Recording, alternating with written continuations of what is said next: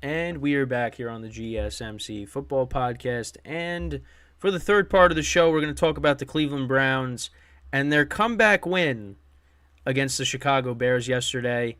Listen, the Bears defense has been playing better as of late. The Bears as a team have been playing better as of late. So this was going to be a tough game. I thought the Browns, though, because the Bears offense, it was good last week against the Lions, but I still don't trust it completely. So I figured the Browns were going to put up points, and the Bears weren't going to be able to, come back from that. But what ended up happening was the Bears, they capitalized off of Joe Flacco turnovers. So we'll go through the game summary.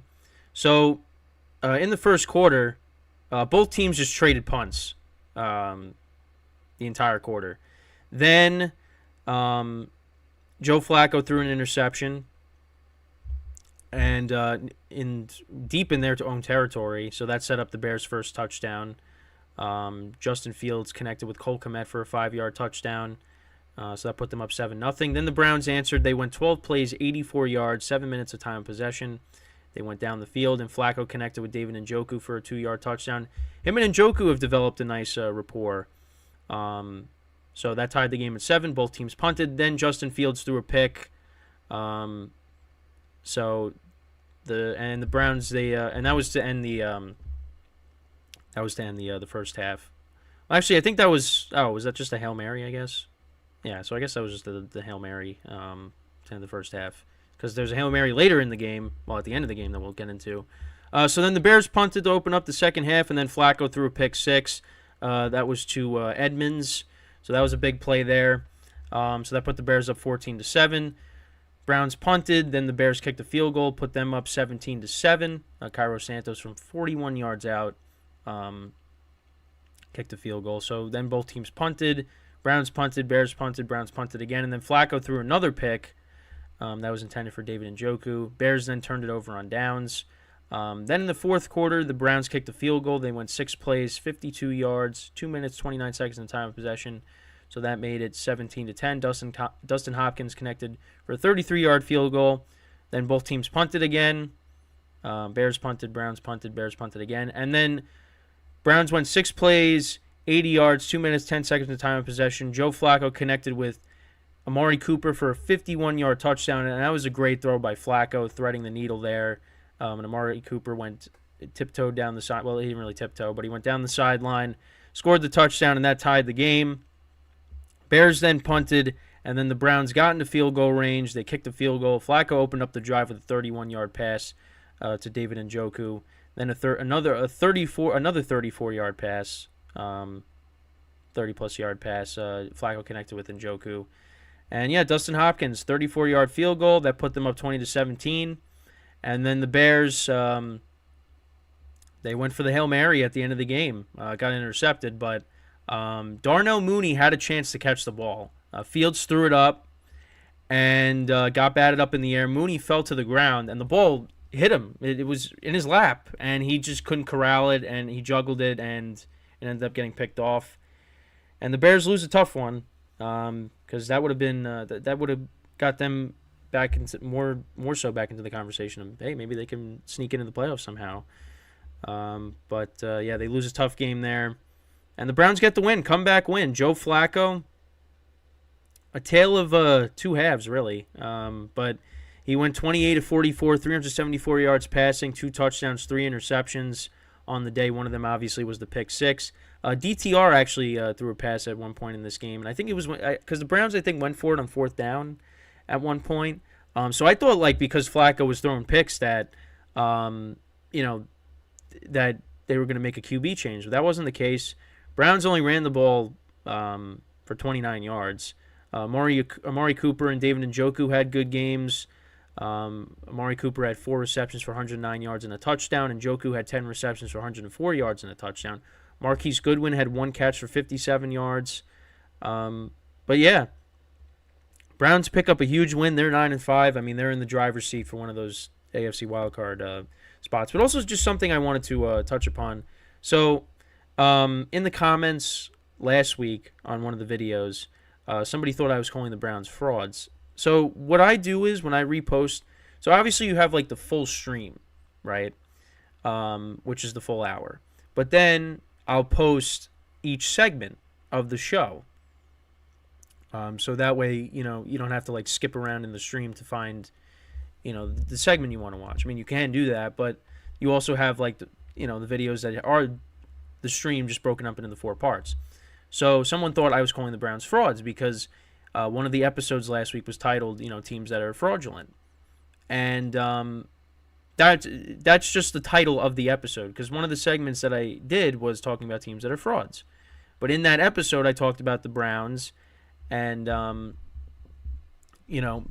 winning last week, and somebody thought I was calling the Browns frauds. I was not calling the Browns frauds. It's just that Browns segment is within the show. So the episode of the show is called Teams That Are Frauds, but it's not, I'm not calling the Browns frauds. It's just there's a segment, geared towards the Browns within the episode. That has nothing to do with the Browns being frauds. But that's just the title of the episode because the main topic of that show was, talking about teams that are considered frauds, if that makes sense. I hope that makes sense because I'm not very good at explaining things, but I am by no means calling the Browns frauds. I do not believe they are frauds. However, from this game, impressive win. This is a good team, but they do have their limitations.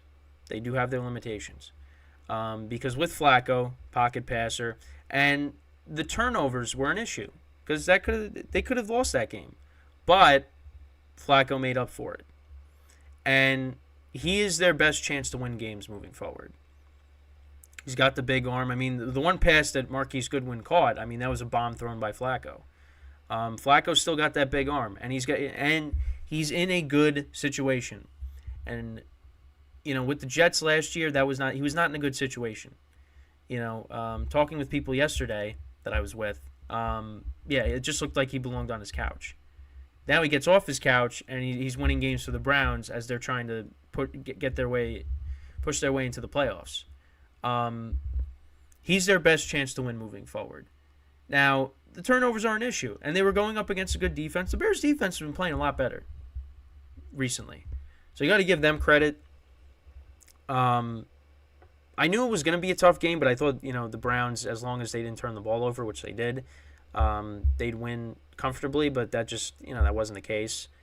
Flacco throwing 3 picks, but you know what? They still won the game, even with Flacco throwing 3 picks, and he almost threw for 400 yards. So you still got to ride it with Flacco. I honestly thought he got benched because I saw DTR completed a pass for 5 yards. I thought, I'm like they took Flacco out of the game. He must have had a really short leash then. But no, I'm not calling the Browns frauds. Now, I don't know if they're gonna make it to the Super Bowl, but they have the team. They have the team to do it. They do. And Joe Flacco is a Super Bowl winning quarterback, although it was many years ago, back when I was in middle school. Not the same player, but you know what?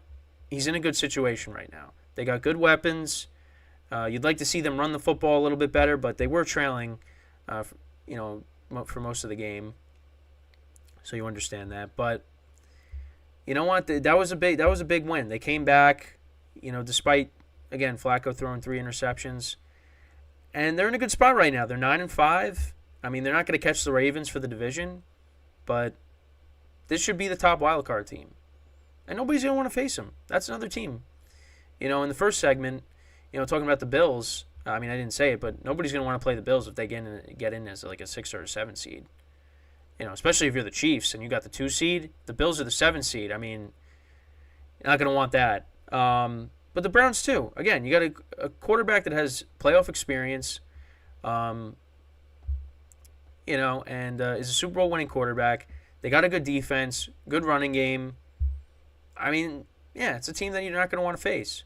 Now, I don't know. Again, I don't know how far they're going to go with Flacco. They might win a playoff game, but we'll just have to see. But it really is. remarkable what, he's been able to do for them. The first game lost to the Rams, but that game was close. They could have won that game. It got away from them at the end, but they could have won that game. But, you beat the Jags, who are the leaders in the AFC South, and then you come back against the Bears, who, have been playing better football as of late. Their defense, gave them problems yesterday. They were able to get the win there. So, now we'll see what they do next week. I know they don't play the Jets next week. Who's the team they play against? They go up against the Texans next week. So if CJ Stroud doesn't play in that game, I mean, you got a shot to win that. That game's going to be tough if Stroud is playing, because the Texans do put up points at home. But Browns are in a very good spot right now. So, they just got to continue to, obviously not turn the ball over, but play good defense, run the football. Flacco plays mistake-free. I mean, it's easier said than done, but, this team is going to make the playoffs. And they're going to be tough to beat. It's just, again, knock on them is, listen, Flacco's, from the previous era of pocket passers, so yeah, you're limited there. But he's got that big arm, and, helped him out yesterday because he made some really good throws. Had some bad ones, but also had some really good ones too. So, and they won. And they're lucky Mooney didn't catch that, because that would have been a heartbreaking loss for the Browns. But I just want to say the Browns are not frauds. I never said that. But the other thing too is, where in the video did I say that they were frauds? If I didn't in that segment. I was in that segment. I was saying they're doing great. I mean, this is, the Flacco story is great. I never said anything about them being frauds, but I understand that there might be. I understand where the confusion was, but again, the title of whenever I repost the shows into the 4 segments, it's the title of the episode with the segment after that. But that does not mean that the title of the episode means that has to do with the segment. It's just the title of the episode. Because obviously I can't title it, all 4 segments. That's why I title it, as from one of the segments of the show. And the main topic of the show that day was teams that are fraudulent. But the segment, I didn't talk about the Browns. I talked about the Dolphins and the Lions. But the Browns, and it's funny because, we'll see if the Dolphins and the Browns end up playing each other, because that's possible. It's possible down the road. So, but yeah, that's pretty much it with this topic. Let me know what you guys think. About the Browns' performance yesterday. It was ugly in the beginning, but they were able to, pull out the win. And got 3 games left, and let's see what ends up happening. Because, I think they're making the playoffs, but now it just depends on where they're going to be in terms of seeding when it comes to the wild card. Because the Ravens pretty much, I think, have the division locked up. So. But they got the Niners next week. You got the Dolphins after that. Steelers. They should beat the Steelers, but who knows? We'll see. But yeah, Browns, they are going to be a wild card team. So, so with that, we're going to take our final break of the show. And then when we come back, we're going to preview tonight's big NFC matchup between the Philadelphia Eagles and the Seattle Seahawks. So stick around, and we'll be right back here on the GSMC Football Podcast.